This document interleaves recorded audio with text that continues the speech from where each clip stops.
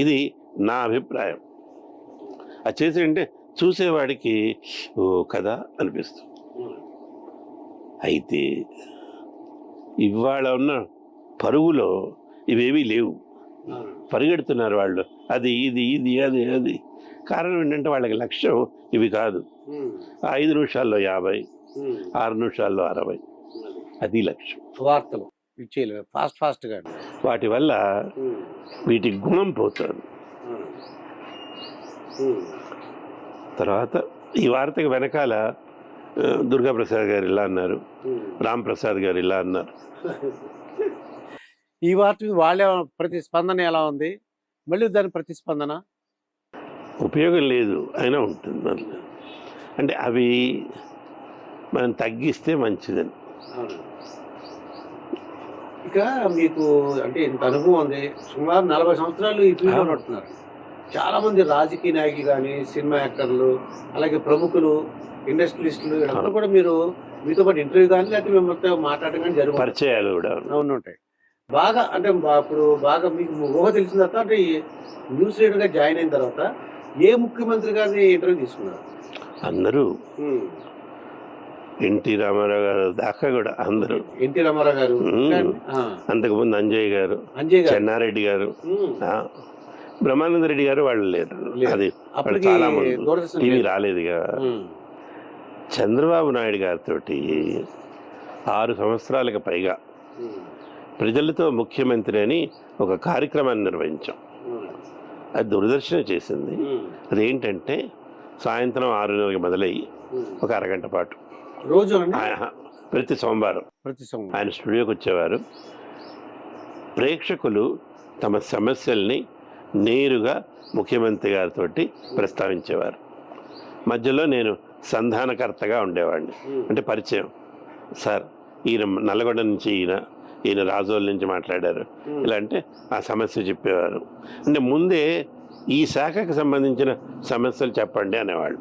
అవి చెప్పేవారు. ఆయన స్టాఫ్ ఉంటారు, వాళ్ళు నోట్ చేసుకునేవాళ్ళు. వీటిని వచ్చే వారం లోపల కొన్ని పరిష్కరించేవారు. కొన్ని పరిష్కారం అవుతాయి, కొన్ని కావు. ఎందుకంటే అది ఒక రోజులో అయ్యే పని కాదు. సార్ మా ఊరికి రోడ్డు లేదు అంటారు, 10 రోజులు వేయగలమా? దానికి డబ్బులు ఎక్కడ? అలాగే స్కూల్ లేదండి, కొన్ని శాంక్షన్స్ ఉంటాయి. అదే ప్రజలకు ఉపయోగపడి, అంటే పర్సనల్ కాకుండా ప్రజలకు ఉపయోగపడి వాళ్ళు నోట్ చేసుకోవడం అలా జరిగేది.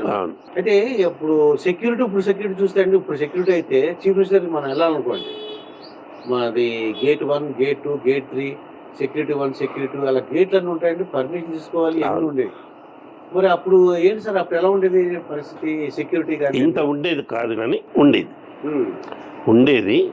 అంటే నాకు కలిగినటువంటి అదృష్టం ఏంటంటే, అంటే వీళ్ళతోటి టీవీలో పరిచయాలు ఉండటం వల్ల, చేయటం వల్ల ఎవరు ఆపేవారు కాదు. చూడగానే మిమ్మల్ని పంపించేవారు. వారు కూడా పెద్దగా టైం ఏం కాకుండా లోపల పిలిచి మాట్లాడేవారు. నేను వ్యక్తిగతంగా నా గురించి ఏం అడుగుతాను, సార్ ఈ ప్రోగ్రామ్ అండి ఇదండి, వచ్చే వారం ఇచ్చేద్దాం. సరే. అదే మరి రాజశేఖర రెడ్డి గారితో ఏమన్నా పరిచయం ఉందండి? ఆయన వచ్చి సీఎంగా అయ్యంగానే ఇలాంటి ప్రోగ్రామే ఒకటి చేద్దామని అడిగాము ఆయన.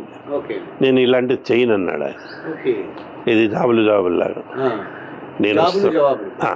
నేను చెయ్యనిది, నేను వస్తాను, పత్రికా విలేకరులందరినీ పెట్టండి, వాళ్ళు అడిగిన ప్రశ్నలకు నేను సమాధానం చెప్తాను, నువ్వు దానికి సంధానకర్తగా ఉండు. అలాగే సార్, ప్రెస్ మీట్ లాగా అది చేశారు. అంటే ఆయన దృష్టిలో ఒకటి ఉండేది, ఈ ప్రజల నుంచి వస్తున్న ఫోన్స్ అన్నీ వాళ్ళే చేస్తున్నారు. ఒకటి నన్ను నేరుగా అడిగాడు ఆయన. ఇప్పుడు ఆయన ఏ స్వర్గంలో ఉన్నాడో తెలియదు కానీ, ఏం శాంతరూప్, ఈ ఫోన్లని మీరు చేస్తున్నారా వాళ్ళే చేస్తున్నారా అంటే, సార్ ఫోన్ కాల్స్ నిజమే సార్, వాళ్ళ అందరూ చేస్తారంటే మీరు సర్దుతారండి, మీ ఉద్యోగం కదా అట్లా మాట్లాడాడు. అలా జరిగేది. తను కూడా సమస్యల్ని నేరుగా పరిష్కరిస్తాడు, ఎక్కువగా దాన్ని జాగు చెయ్యరు. మీరు టీవీలో వార్తలు చూస్తున్నారు కదా సార్, అప్పుడు అంటే పాలిటిక్స్కి, అప్పుడు రాజకీయాలకి ఇప్పటికీ అన్నా మీరు అవగాహన ఉందా? ఏమన్నా చూస్తుంటారా? అన్నా అవగాహన ఉంది. మీరేం చేస్తారు అంటారు, ఆ. ఆ. అంటే ఉమ్. ఇప్పుడు రాజకీయాలు 12 ఏళ్ల పిల్లాడి దగ్గర నుంచి ఉమ్. 80 ఏళ్ల ముసలాడి దాకా అందరికీ అర్థమవుతున్నాయి. ఓకే. కానీ ఎవరు ధైర్యం చేసి ఉమ్. ఇది ఇలా అని చెప్పే పరిస్థితి లేదు. ఉమ్. అంటే ఎవరికీ కూడా నిలకడ లేదు. ఓకే. ఆ. నేను ఇవాళ ఇలా చెప్పానంటే ఉమ్. రేపటిదాకా ఈ మాట మీద నిలబడే అవకాశం లేదు, మార్చేస్తాను, ఉమ్. కాదని చెప్తాము. ఉమ్. నేను అనలేదంటాడు. ఉమ్. అన్నిటికీ మించి అవునండి. నన్ను ప్రజలు తప్పుగా అర్థం చేసుకున్నారంటాడు. ఇది గొప్ప విషయం అండి. ఇది ప్రజలే తప్పుగా అర్థం చేస్తున్నారు. నేను నా నేను అలా మనసులో- అనలేదు, ఆ. నేను అన్నది వేరు, వాళ్ళు అర్థం చేసుకునేది వేరు. ఓకే. ఉమ్. వాళ్ళతోటి వాగ్యుద్ధం అనవసరం. ఆ. కానీ ఒకటి మటుకు జరుగుతుంది, ఉమ్.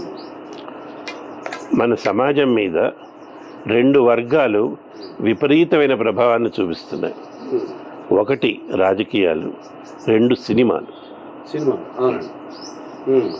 సినిమా వాళ్ళు మేమేం వాళ్ళని చెడగొట్టాలని తీయట్లేదు, వాళ్ళు అడుగుతున్నారని తీస్తున్నామంట. ఆ. ఎవరైనా మిమ్మల్ని వచ్చి అడిగారండి ఉమ్. ఇలా చొక్కా లాగులు లేకుండా సినిమాలు తీయమని, ఉమ్. లేకపోతే కథలు ఇష్టం ఉన్నట్టు చెప్పమని? ఉమ్. అంటే వాళ్ళు మేమేం చెప్పాము, మీ దగ్గర ఉన్న కథలే మేము చెబుతున్నాం అంటారు. అంటే 10th క్లాస్ ఇంటర్మీడియట్ గర్ల్స్ అది ఇది అదే ఆ వయసులో ఉన్న పిల్లలు ప్రేమించుకోవడం. ఒక ప్రేమేనా? ఆ. అన్ని పనులు, ఉమ్. దానికి ఒక పద్ధతి కానీ ఉమ్. ఇది కానీ ఏమీ లేదు. ఎవరు ఎందుకు చెప్పారు? ఉమ్. ఇంకా ఏంటంటే వితండవాదం చేస్తారు. ఆ గుళ్ళ మీద ఆ బొమ్మలు చూపిస్తారు, ఆ. అవి లేవా, ఉమ్. మీరు గుడికి తీసుకెళ్ళావని చూపిస్తారు. ఉమ్. మేము చేస్తే తప్పేంటి? ఆ.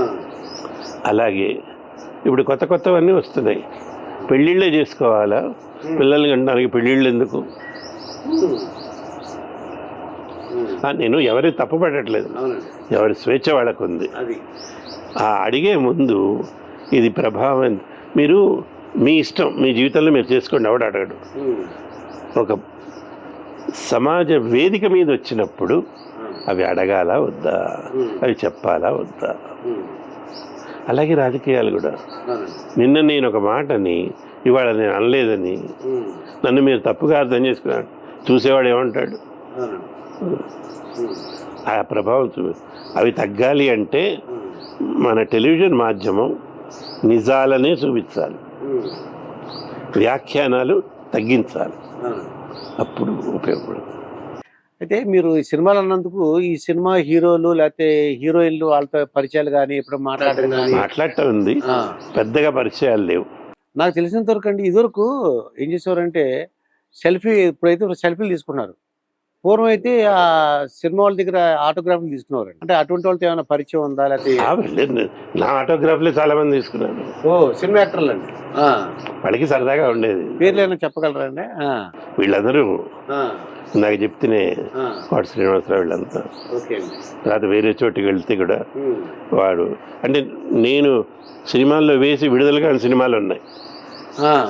అలాంటి సందర్భాల్లో వెళ్ళినప్పుడు మర్యాదగా మాట్లాడతారు. ఉమ్.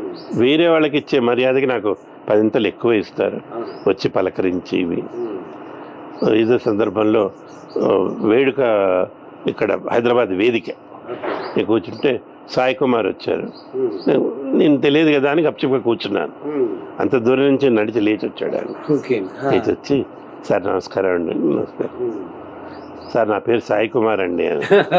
అన్యాయం మీరు ఇట్లా మాట్లాడారు అంటే, నేను ముఖతః కలవలేదు కానీ మిమ్మల్ని చూడకుండా మాకు రోజు గడవదు అంటే టీవీలో. అంటే చాలా సంతోషం అండి, మీరంటే నాకు చాలా ఇష్టం అండి అని. వాళ్ళ నాన్నగారు కూడా చెప్పారు ఆ మాట, పిజే శర్మ గారు. ఆయన మద్రాసు నుంచి వచ్చినప్పుడు ఏదో ప్రోగ్రామ్కి స్టూడియోకి వచ్చారు, ఆయన చెప్తే. ఇంకా చిరంజీవి, బాలకృష్ణ వాళ్ళని సార్, నాగార్జున, అక్కినేని నాగేశ్వరరావు గారు, ఆయనతో నేను ఇంటర్వ్యూలు చేసాగా. ఓ ఇంటర్వ్యూ చేశారు. ఓకే అండి. ఆయన ఇంకా ఎక్కువ, చాలా జోక్స్ ఎక్కువ ఉంటాయేమో. ఆయన పైకి ఎంత కనపడతారో అంత సీరియస్గా జోక్ చేస్తారు. ఓకే. అమ్మో, ఆయన స్టూడియోకి వచ్చారు. నేను అన్నపూర్ణ స్టూడియోస్కి వెళ్ళి షూటింగ్ చేసాం, అవన్నీ ఉన్నాయి. ఓకే. మరి ఎన్టీ రామారావు అది అంటే చివరిలో ఆయన ముఖ్యమంత్రి అయిన తర్వాత వెళ్ళాను. వెళ్ళిన రోజు ఆయన గొంతు బాగాలేదు. ఓకే. మా గొంతు బాగాలేదండి మిమిక్రీ కూడా చేస్తున్నారు మీరు అంటే సరే మళ్ళీ తర్వాత చేద్దామని. అలాగే సార్ అప్పుడు చంద్రబాబు కింద నిలబడి ఉన్నాడు వాళ్ళ ఇంట్లో. ఆయన కేవలం అల్లుడే. తర్వాత ఈయన సీఎం అయ్యాడు. ఇవన్నీ ఒక ఎత్తండి. నేను మర్చిపోలేని జ్ఞాపకం ఇంకోటి ఉంది. కేసీ అబ్రాహిం గారని గవర్నర్ గారు ఉండేవారు ఆంధ్రప్రదేశ్కి. ఆయన పెద్ద ఆయన 80 ఏళ్ళ పైన ఉంటాయి. టీచర్గా పనిచేశారు ఆయన. ఇక్కడ గవర్నర్ అయ్యారు. ఆయన రోజు వార్తలు వినేవాడు. మలయాళీ, ఆయనకి తెలుగు రాదు కానీ వార్తలు వినేవాడు. అంటే చూసిన దాన్ని బట్టి అర్థం అవుతుంది. చూసిన దాన్ని బట్టి ఆయన తన 5 ఏళ్ల పదవీ కాలం అయిపోయిన తర్వాత వెళ్ళిపోబోతూ సందేశాన్ని రికార్డ్ చేస్తామని అడిగారు. రమ్మన్నారు. చెయ్యబోతూ మా ఆఫీస్ వాళ్ళకి మెసేజ్ పంపించాడు ఆయన. ఆ పిల్లాన్ని పిలవండి, నేను కలవాలి అతన్ని అని. మా డైరెక్టర్ గారు భయపడిపోయారు. నువ్వేం తప్పు మాట్లాడావు, ఏమైనా చెడుగా ఉందేమో. గవర్నర్ గారు పిలిచారు. సార్ నేనేం మాట్లాడతానండి. సరే మర్నాడు వెళ్ళామండి. వెళ్తే నేను వస్తున్నాను ముందే చెప్పారు. ఆయన అక్కడ వాళ్ళ స్టాఫ్కి చెప్పారు, కూర్చోబెట్టారు. ఆయన మేడం నుంచి దిగాలి. మెల్లిగా దిగి వచ్చారు. పెద్ద ఆయన నడవలేరు. దిగి వచ్చి రాగానే మొదటి ప్రశ్న, ఆ అబ్బాయి వచ్చాడా? యాజ్ దట్ బాయ్ కమ్ అన్నారు. వచ్చేసారు. ఇలా చూశారు. నిలబడి sit down I am your fan. You know, I am a Malayali. I don't know Telugu. But every day I watch your news. I have learnt news because of your bulletin. I like it very much. When I go back, I still watch it. God bless you. Thank you, sir. అయితే ఇంకో మాట అన్నారండి, అది నేను మర్చిపోలేను. I'm a poor man. I cannot give you any gift. No, sir. Your blessing is the gift అన్నాడు. No, let me give you అని. ఆ పక్కన వాళ్ళ స్టాఫ్ ఉంటారు. కప్పు సాసర్ అడిగి తెప్పించి దాంట్లో నేను కాఫీ తాగానని తెలుసు వారు. పాలు పోసి పెద్ద ఆయన చక్కెర వేసి యూ ప్లీజ్ టేక్ దిస్. నాకు కళ్ళబడి బర్ర నీళ్ళు. మా ఇంట్లో మా తాతయ్యో మా నాన్నగారు ఉండుంటే అలా ఇచ్చేవారు. ఆయన అది తీసుకున్న తర్వాత దండం పెడుతూ I will remember even if I go back to my land I will watch it. మీరు ఏ సంవత్సరంలో రిటైర్డ్ అయ్యారండి? ఏ సంవత్సరంలో రిటైర్ అయ్యారు? 2014. అప్పుడు ఈ జీతం ఉంటుందండి? దాదాపు 1.5 ఉండేది. 1,50,000. ఇప్పుడు పెన్షన్ కూడా వస్తుందన్నమాట. ఇవన్నీ ఇన్కమ్ ట్యాక్స్ చెప్తారా? చెప్పండి, మీకు ఎగ్జామ్షన్ ఉంటుంది. చెప్పినా పర్లేదులేండి. అయితే ఇంకా మీకు ప్రజెంట్ కోరికలు ఏమన్నాయా సార్? కోరికలు ప్రశాంతంగా ఉండాలండి. మన గురించి ఎవరు మాట్లాడినా తిట్టకుండా ఉండాలి. ఇప్పుడు మీరు ఎక్కడి నుంచో వచ్చారు, చేద్దామని వెతికి వచ్చారు. ఇంత ప్రేమని నేను కాదనలేను. ఇలాగే ఎక్కడో ఒక ప్రస్తావన వచ్చింది, మీరు వెనక్కి వెళ్ళిన తర్వాత ఏ రావులపాలెంలోనూ, రాజోల్లోనూ, అమలాపురంలోనూ, కాకినాడలోనూ కూర్చుని మాట్లాడుతున్నప్పుడు సాయంస్వరూప్ గురించి మీరు తిట్టకుండా 2 వాక్యాలు మాట్లాడు. లేదు వెళ్ళాను, ఆప్యాయంగా మాట్లాడారు. ఇంకొకసారి కలవాలి అనిపించే మనుషుల్లో ఆయన ఒకడు అంటే ఈ జన్మకి చాలు. ఎందుకంటే ఈ మాధ్యమం మొదటి నుంచి నన్ను పెంచింది, దాంతో కలిపి పెంచింది. ఇవాళ మారుతున్నాయి. ఇవాళ కూడా నేను పరిగెడతాను అంటాం న్యాయం కాదు. బట్ ఆ రోజుల్లో గుర్తు తెచ్చుకున్నప్పుడు సంతోషంగా ఉంది. ఇప్పుడున్న సోషల్ మీడియాని మీరు ఫాలో అవుతుంటారు, ఫేస్బుక్ అని, ఇన్స్టాగ్రామ్ చేస్తాను. నేనేం పార్టిసిపేట్ చేయను, చూస్తాను. అలాగే యూట్యూబ్ వీడియోస్ యూట్యూబ్ వీడియోస్ ఎవరు చూస్తారు? ఎందుకంటే కొంతమంది వాళ్ళు సొంతంగా చెప్తుంటారండి. నా అన్వేషణ అని ఒక అతను ఉన్నాడండి. అతను ప్రపంచ యాత్రికుడు అని తిరుగుతుంటాడు. చూసారా లేదా మీరు? ఒకటేదో చూసినట్టు. అలాగే బ్యాంకాక్ పిల్లలు ఉన్నాయి. అది సాయిలాస్ కిచెన్ అని ఉందండి. సాయిలాస్ కిచెన్ అని, అమ్మ మాట, పూల చొక్క నవీను, మామన్మి, ఇటువంటి వాళ్ళందరూ కూడా రోజు ప్రోగ్రామ్ చెప్తున్నాను. నేను ఏం చేస్తాను, ఇవాళ మా శాంతి స్వరూప్ గారిని కలుసుకున్నాను, మా ఇంటికి ఇలా వచ్చారు, ఇలా జరిగింది, ఏదో చెప్తుంటారండి. అవన్నీ వాళ్ళు వీడియోస్ చూస్తుంటారండి. అన్ని చూడరు, ఎందుకంటే వాటిలో చూడదగింది ఏమీ ఉండదేమన్న నా అభిప్రాయం. అవునండి, కరెక్టే. అంటే అది కొంతమంది ఇప్పుడు వంటలు చేస్తున్నారు, అవునండి, అది ఇంట్రెస్ట్ ఉన్న వాళ్ళకి పనిచేస్తుంది. అవును. ఆ ఇంట్రెస్ట్ ఉన్న, ఆ వంటలో ఇంట్రెస్ట్ ఉన్న వాళ్ళు చూసుకుంటారు, ఎలా చేస్తున్నారు, ఆ సాయిలాస్ మేడం గారు ఎలా చేస్తున్నారు ఏంటని చూస్తారు. ఇంకొక ఆవిడ ఎవరో ఉన్నారండి, యుఎస్లో ఉంది ఆవిడ, తెలంగాణలో మాట్లాడుతుంది. ఓ బాగున్నారులే అంటుంది, ఆవిడ చేస్తుంది. అది ఇక్కడ వాళ్ళకి నచ్చుతుంది. అది ఏం చేయదు, ఆ జిలేబీ ఎట్లా చేయాలి, సకినాలు ఎట్లా చేయాలి, అది నేనేం చూసి నేనేం చేస్తాను.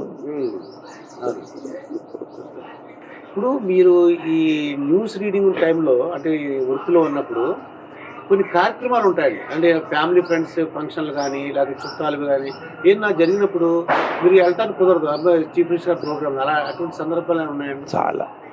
అంటే పోగొట్టుకునే ఉంటాయి, అదే వెళ్ళలేము.